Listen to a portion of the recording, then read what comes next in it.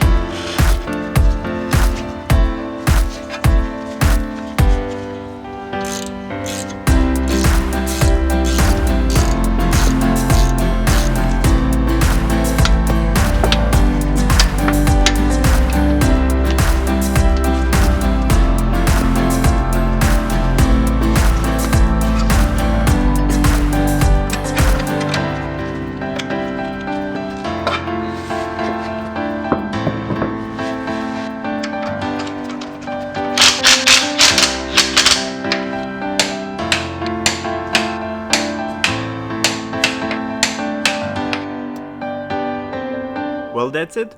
All is left to reset the service reminder.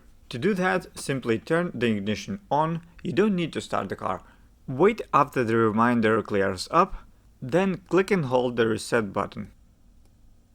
Release as soon as you see the car logo and the reset option. Then short click again to loop through the reset options until you find the rear brakes one. Click and hold again. Release as soon as you see the perform reset question. Then click and hold again until the reset in progress is finished. After the progress is finished, you should see reset successful message. You can also reset other options too, like oil service or other. You can check the service history in the menu, which will reflect the new mileage now.